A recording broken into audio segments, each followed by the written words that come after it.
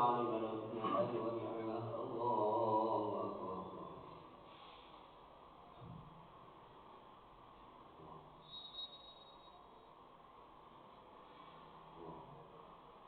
الله أكبر كبير الله الحمد لله كثيرا الله أكبر سبحان الله وبحمده الله نسيدا لا إله إلا الله وحده لا شريك له الملك وله الحمد يحيي ويميت وهو على كل شيء قدير ولا حول ولا قوة إلا بالله العلي العظيم الفاتحة أعوذ بالله من الشيطان الرجيم بسم الله الرحمن الرحيم الحمد لله رب العالمين الرحمن الرحيم مالك يوم الدين إياك نعبد وإياك نستعين اهدنا الصراط المستقيم صراط الذين أنعمت عليهم غير المغضوب عليهم ولا الضالين السلام عليكم ورحمة الله وبركاته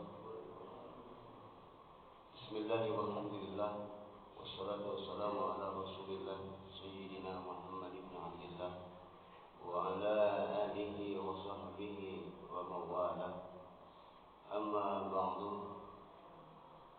وقال الله تعالى في كتابه الكريم أعوذ بالله من الشيطان الرجيم يا أيها الذين آمنوا اتقوا الله ولتنظر نفس ما قدمت لغد واتقوا الله إن الله خبير بما تعملون الآيات صدق الله العظيم وصدق رسوله الكريم ونحن على ذلك من الشاهدين والشاكرين. Hadirin jamaah Masjid Al-Barakah yang dimuliakan oleh Allah Subhanahu wa taala. Bersyukur kita kepada Allah Subhanahu wa taala yang mana Allah telah begitu banyak memberikan nikmat kepada kita sehingga di pagi hari yang berbahagia ini kita bisa berkumpul bermujalasah di tempat yang dimuliakan oleh Allah Subhanahu wa taala untuk melaksanakan kewajiban kita yaitu salat subuh yang alhamdulillah dilaksanakan dengan berjamaah. Dan mudah-mudahan Allah Subhanahu wa taala melipat gandakan amaliyah ibadah kita kepada Allah Subhanahu wa taala dan Allah Subhanahu wa taala menerima amal ibadah kita dan mudah-mudahan apa yang kita kerjakan ini terus diberikan oleh Allah Subhanahu wa taala keistiqomahan, selalu kita bisa meningkatkan kualitas keimanan dan ketakwaan kita kepada Allah Subhanahu wa taala. Amin ya Allah ya rabbal alamin. Hadirin jamaah rahimakumullah, saya akan mengangkat atau menjelaskan tentang hadis Nabi sallallahu alaihi wasallam yang mudah-mudahan bermanfaat, berguna, wabil khusus bagi saya, bagi para jamaah, sehingga kita bisa muhasabah diri kita. Hadis ini diriwayatkan oleh Imam Muslim bahwa hadis ini merupakan hadis yang sangat dalam maknanya, karena di dalamnya terdapat pokok-pokok ajaran Islam, yaitu iman, ihsan. Hadis ini mengandung makna yang sangat agung karena berasal dari dua makhluk Allah Subhanahu wa taala yang terpercaya, yaitu Aminus Sama, kepercayaan makhluk di langit atau malaikat Jibril, dan Aminul Ard, kepercayaan makhluk di bumi, yaitu Rasulullah sallallahu alaihi wasallam.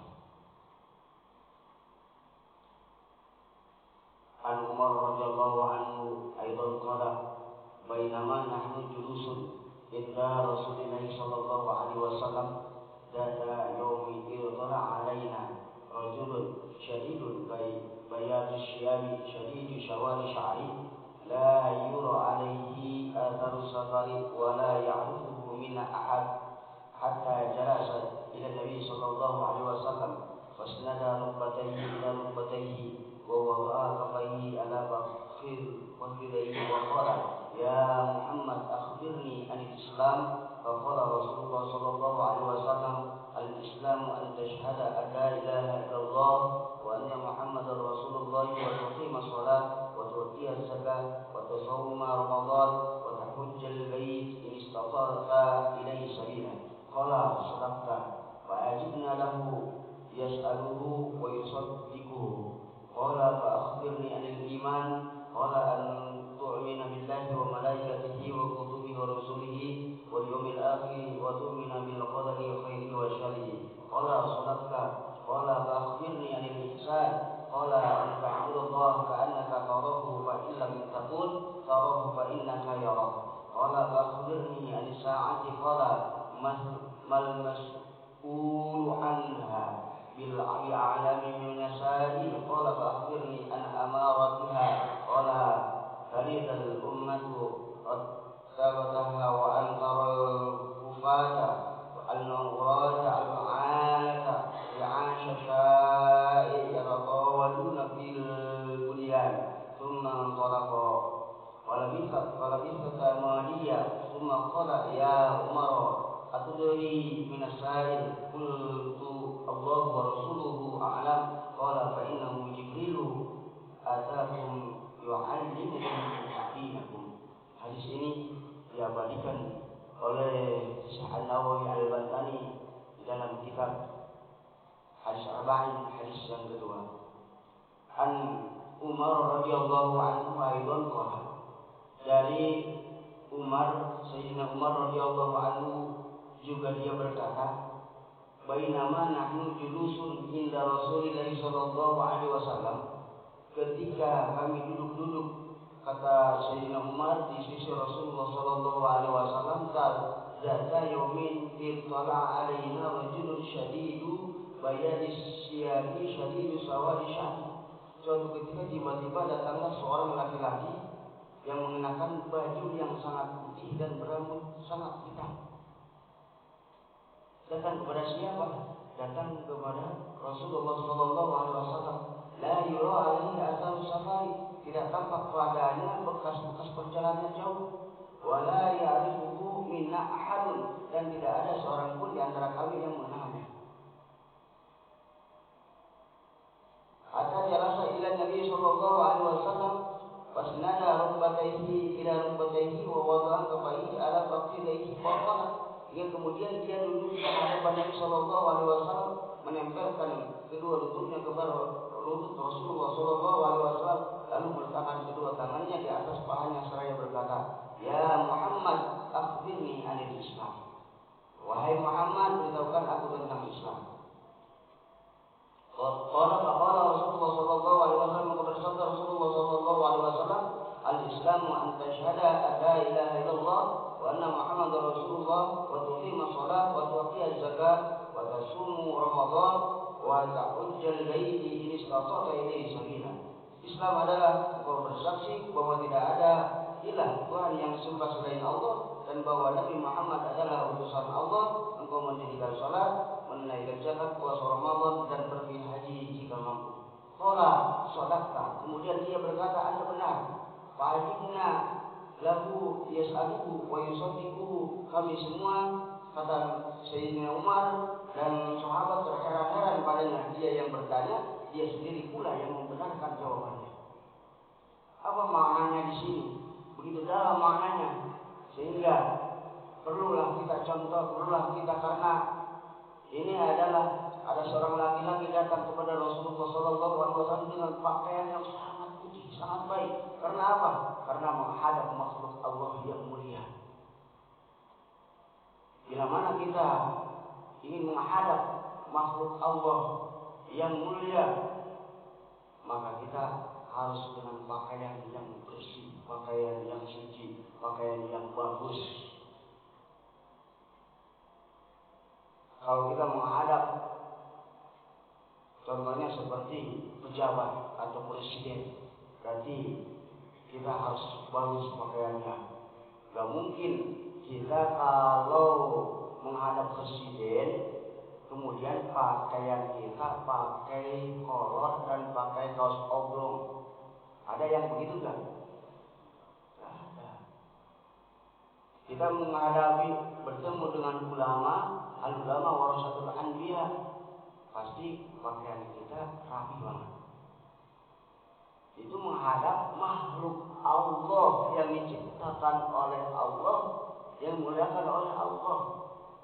Gimana kalau kita menghadap yang menciptakan? Kita berinteraksi dengan yang menciptakan. Contohnya kita mau sholat, makanya di situ kita dicontohkan oleh seorang laki-laki tadi, supaya kita ketika menghadap Allah itu kita harus benar-benar pakaian yang benar-benar rapi, bersih, suci. Perhatikan pakaian kita untuk menghadap Allah Subhanahu wa taala, terutama di dalam sholat kita. Jangan sampai pakaian kita udah pakai kemana-mana. Contoh kita ibadah kepada Allah, pakaian kita tidak sesuai dengan menghadap Allah Subhanahu wa taala. Kita harus benar-benar memperhatikan pakaian kita. Jangan sampai di dalam ibadah kita, karena dalam ibadah kita perhatikan pakaian kita, tempat kita, dan perhatikan badan kita. Dari apa? Dari najis. Jangan sampai untuk ibadah kepada Allah Subhanahu wa taala kita ibadah kepada Allah pakai kaos oblong. Memang sah, tapi adab. Gak ada adab sama sekali. Itu menghadap Allah. Ini dicontoh oleh siapa? Dicontoh oleh seorang rajul menghadap Rasulullah, begitu pakaiannya rapi, apalagi putih. Ya kalau nggak putih kita menghadap ya bersih-bersih, yang bagus-bagus kan. Yang bagus, jangan sampai pakaian mau sholat itu pakaiannya kaos yang ada gambarnya. Apalagi di belakang gambarnya. Ya sama orang lagi sholat ganggu gak kira-kira? Ganggu gak? Kadang-kadang dibaca sama orang lagi sholat. Bukannya baca Fatihah, malah baca kaos orang gitu. Kaos apalagi tulisannya banyak, gambar-gambar, apalagi batik gambar-gambar, model ada gambar gurunya, ada gambar ininya, gitu. Nah, itu harus benar-benar perhatikan. Sampai kita sholat ya pakai celana putih. Ya, kalau lebih bagus pakai izar besar, pakai sarung. Itu. Jangan-jangan kita sholat ya kita merasa bersih. Padahal kita pergi kemana-mana, makanya kita harus persiapkan untuk peralatan untuk ibadah kepada Allah Subhanahu wa taala. Jaga gitu supaya supaya ibadah kita diterima oleh Allah Subhanahu wa taala. Ini mau udah celana dipakai kemana-mana, udah pakai ke sini, duduk di mana, kencing berdiri. Belum tentu kencing, kadang-kadang berdiri, kadang-kadang kencing itu mantul, pantulannya yang kecil-kecil mantul ke celana, pakai sholat. Ada najisnya di situ enggak? Ada. Kalau kita sholat berarti kita mau najis, sah apa kagak? Kagak sah. Makanya syarat itu. Jangan sampai kalau kencing berdiri. Ya jangan kencing berdiri, ada tempatnya, ada di kotaknya di masjid. Tapi nggak mantul, takutnya mantul. Itu percikan itu, nah disitulah. Makanya jaga kita ibadah. Coba kita introspeksi diri kita. Jangan sampai kita ibadah kepada Allah asal-asalan. Ini dicontoh oleh seseorang menghadap Rasulullah, makhluk Allah yang dimuliakan, begitu benar-benar rapi, benar-benar bersih, benar-benar bagus. Supaya apa? Ya adab. Apalagi menghadap yang menciptakan. Itu yang pertama. Itu harus kita benar-benar harus memperhatikan bila mana kita ibadah kepada Allah, supaya apa? Supaya ibadah kita diterima oleh Allah Subhanahu wa taala. Dan kemudian dia duduk kemudian dia duduk di hadapan Nabi Shallallahu Alaihi Wasallam, lalu menempelkan kedua lututnya kepada lututnya Rasulullah Shallallahu Alaihi Wasallam, lalu meletakkan kedua tangannya di atas pahanya seraya berkata, yaitu duduk mencontohkan duduk di majelis ta'lim atau di tempat ilmu. Duduk itu ya duduk sedekap. Ya boleh ya, kalau nggak kuat ya nggak apa-apa. Itu nggak kuat, aduh pegel, kesemutan, melonjor. Itu adabnya, itu duduk sedekap. Adab itu. Ini mah duduk di pengajian, kadang duduk sambil nyender, sambil kakinya ngelonjor, gitu kan. Tapi nggak kuat, kalau nggak kuat Ustaz lama ya nggak apa-apa. Kalau itu ada rukhsah, cuman ya diusahakan, kalau nggak bisa ya itu semampu kita. Gitu. Cuman dicontohkan di sini duduk bila mana duduk di majelis taklim atau kita di tempat-tempat baik, maka kita harus duduk dengan baik. Itu merupakan suatu adab. Ya Muhammad, akhbirni dari Islam. Ya Muhammad, beritahukan aku tentang Islam. Dan diberitahukan oleh Muhammad SAW. Kemudian sudah diberitahukan, qala shadaqta. Kemudian dia berkata, Anda benar. Gitu. Bahwa yang namanya Islam itu anta syahada an la ilaha illallah Muhammadur Rasulullah. Islam itu engkau bersaksi bahwa tiada ilah Tuhan yang disembah selain Allah, dan bahwa Nabi Muhammad adalah utusan Allah. Wa taqumus shalah, Waktu sholat dan mendirikan sholat, menunaikan zakat, puasa Ramadan dan pergi haji jika mampu. Orang sadaq kemudian dia berkata, Anda benar, fa'ajibna lahu yas'aluhu wa yusaddiquhu. Kami semua terheran-heran padanya, dia yang bertanya, dia sendiri pula yang membenarkan jawabannya. Apa maksudnya di sini? Kalau di antara adab ta'lim, misalkan orang untuk menyampaikan siapa yang mau bertanya, nggak ada, diam semua. Bukannya nggak mau bertanya, mau ditanyakan tapi malu. Mau ditanyakan, ada yang ingin ditanyakan tapi susah mengucapkan. Padahal kagak tahu, diam aja. Makanya ada yang bisa untuk bertanya walaupun dia sudah tahu apa yang dia tanyakan, itu lebih baik. Supaya apa? Supaya diambil kemanfaatannya oleh orang lain. Supaya, wah, kita udah tahu nih, tapi ditanyakan. Supaya apa? Supaya yang lain mendengarkan, mengambil hikmahnya, mengambil manfaatnya. Oh, gitu. Enggak semua diem. Gitu. Ada yang bertanya, walaupun nggak ada yang bertanya, yang walaupun yang udah tahu pun boleh bertanya di situ. Karena apa? Ya dicontohkan di sini. Gitu. Qala akhbirni anil iman, kemudian dia bertanya lagi, beritahukan aku tentang iman. Apa yang disebut dengan iman? Qala an tu'mina billahi wa malaikatihi wa kutubihi wa rusulihi wal yawmil akhir wa tu'mina bil qadari khairi wa syarri. Lalu beliau bersabda, engkau beriman kepada Allah, beriman kepada para malaikat Allah, beriman kepada kitab-kitabnya, beriman kepada para rasul dan beriman kepada hari akhir, dan engkau beriman kepada qada dan qadar, baik maupun buruknya. Qala sadaqta, kemudian dia berkata, Anda benar. Qala fa akhbirni 'anil ihsan, kemudian dia berkata lagi, beritahukan aku tentang ihsan. Qala an ta'budallaha ka'annaka tarahu fa illam takun tarahu fa innaka yaraka. Apa yang disebut dengan ihsan? Lalu beliau bersabda, ihsan adalah engkau beribadah kepada Allah seakan-akan engkau melihatnya. Jika engkau tidak melihatnya, maka dia melihat engkau. Makanya kita sebelum sholat itu, kita niatkan sholat terakhir bagi kita. Supaya apa? Supaya menimbulkan kekhusyuan di dalam diri kita. Itu. Mudah-mudahan kita melaksanakan ibadah sholat itu dengan khusyuk. Artinya dengan mengingat Allah Subhanahu wa taala, tidak mengingat dunia. Tinggalkan dulu dunia katanya. Dunia ketika masuk tempat ibadah kepada Allah, dunia simpan dulu di rumah. Jangan sampai dunia dibawa-bawa ke masjid. Artinya maksudnya ketika Allahu Akbar itu jangan Allahu Akbar. Dan kelihatan yang lupa jadi ingat. Itu. Gimana ini surya? Pas lagi sholat, di atas lemari, lupa lagi. Gimana ini namanya korek? Gimana? Wah, pas lagi sholat, kenapa lagi sholat? Supaya ingat. Nah itu berarti kita masih membawa dunia untuk menghadap Allah Subhanahu wa taala. Segala perkara dunia itu harus benar-benar ditinggalkan. Itu yang namanya khusyuk.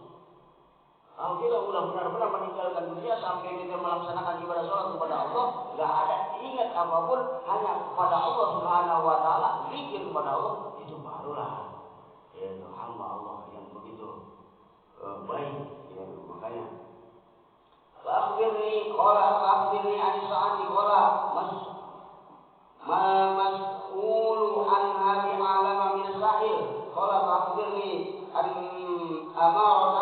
amaratiha wa qala talidal ummati rabbataha. Kemudian dia berkata, beritahukan aku tentang hari kiamat. Kapan kejadiannya? Beliau bersabda, Rasulullah Shallallahu Alaihi Wasallam, yang ditanya tidak lebih tahu dari yang bertanya. Artinya maknanya Rasulullah tidak menjawab yang tidak tahu dengan pengetahuannya. Makanya dibalikin, yang bertanya lebih tahu daripada yang ditanya. Artinya kalau seseorang ditanya masalah agama, masalah hukum, kalau nggak tahu cukup mengucapkan nggak tahu. Nggak boleh, karena malu banyak orang umum, karena ini tidak akan menurunkan derajat kita. Lebih baik kita mengatakan tidak tahu daripada dilun mudilun, sasar menyasarkan. Kita tidak tahu dipaksakan untuk tahu. Orang yang bertanya karena di depan umum, di depan orang banyak, kita dijawab jawaban yang ada di dalam pikiran kita, tidak sesuai dengan apa yang ada di ajaran Islam, gitu, yang ada di ajarannya. Makanya itu akan menyesatkan dilun mudilun. Makanya kalau kita tidak tahu, ya cukup kita untuk tidak tahu. Makanya Rasulullah bersabda, yang ditanya tidak lebih tahu daripada yang bertanya. Yang berkata, beritahukan aku tentang tanda-tandanya hari kiamat. Beliau bersabda, jika seorang hamba melahirkan tuannya, dan jika engkau melihat seorang bertelanjang kaki dan dada, miskin dan pengembala domba, kemudian berlomba-lomba meninggikan bangunannya, kemudian orang itu berlalu dan aku terdiam sebentar. Kemudian Rasulullah SAW bertanya, tahukah engkau siapa yang bertanya? Aku berkata, Allah dan Rasulnya lebih mengetahui. Kata siapa? Kata Umar. Beliau bersabda, kata Rasulullah SAW, dia adalah Jibril yang datang kepada kalian bermaksud mengajarkan agama kalian. Itu adalah malaikat Jibril. Di dalamnya terdapat dalil bahwa perkara gaib tidak ada yang mengetahui, hanya Allah Subhanahu wa taala, yaitu tentang hari kiamat. Di dalam terdapat keterangan tentang adat dan tata krama yang dicontohkan oleh malaikat Jibril alaihi salatu wassalam. Makanya kita bila mana di dalam ibadah kepada Allah Subhanahu wa taala, perhatikan ibadah kita. Mari kita sama-sama muhasabah diri kita. Supaya apa? Supaya kita makin dicintai oleh Allah Subhanahu wa taala, dicintai oleh Rasulullah sallallahu alaihi wasallam, supaya kita untuk bisa meningkatkan amalia ibadah kita kepada Allah dengan baik. Kita hari ini mudah-mudahan kita bisa lebih baik dari hari kemarin, dan hari esok mudah-mudahan bisa lebih baik dari hari sekarang. Mudah-mudahan Allah Subhanahu wa taala berikan keistiqomahan kepada kita untuk meningkatkan keimanan dan ketakwaan kita kepada Allah Subhanahu wa taala. Mungkin dicukupkan sekian dari saya, mudah-mudahan ada guna dan manfaatnya, wabil khusus bagi saya sendiri, umumnya bagi para jamaah, yang mudah-mudahan kita bisa mengamalkannya, dan Allah Subhanahu wa taala melipat gandakan pahala kita duduknya di majlis ta'lim ini. Karena kata Rasulullah, julusuka sa'atan fi majlisil ilmi la tamasuk qalaban wa la taqtub harban khairul laka min itqi alfi raqabah. Duduknya kita 1 jam. Jadi sekarang belum 1 jam karena kultum, dan mudah-mudahan duduk 1 jam walaupun kita tidak memegang kolam, walaupun kita tidak mencatat sedikit apa yang disampaikan, khairun min itqi alfi raqabah, itu lebih bagus daripada memerdekakan 1000 abid, atau lebih bagus mensodaqatun karsin, lebih bagus daripada mensodaqatkan 1000 budak. Duduknya aja, mendengarkannya aja, walaupun hanya ngaji kuping, tapi mudah-mudahan ini dilipat gandakan oleh Allah Subhanahu wa taala. Amin. Amin ya Allah ya rabbal alamin. Wabillahi taufiq wal hidayah. Assalamualaikum warahmatullahi wabarakatuh. Wa barik wa sallim, amin ya Allah ya rabbal alamin. Bismillahirrahmanirrahim. Alhamdulillahirabbil alamin. Allahumma shalli ala sayyidina Muhammad wa ala ali sayyidina Muhammad. Allahumma ighfir lana dhunubana wa li walidina warhamhum kama rabbuuna shighran, wa jami'il mu'minin wal mu'minat wal muslimin wal muslimat al ahya'i minhum wal amwat. Rabbana taqabbal minna innaka antas samiul alim wa tub 'alaina innaka antat tawwabur rahim. Rabbana atina fid dunya hasanah wa fil akhirati hasanah wa qina adzabannar. Walhamdulillahi rabbil alamin.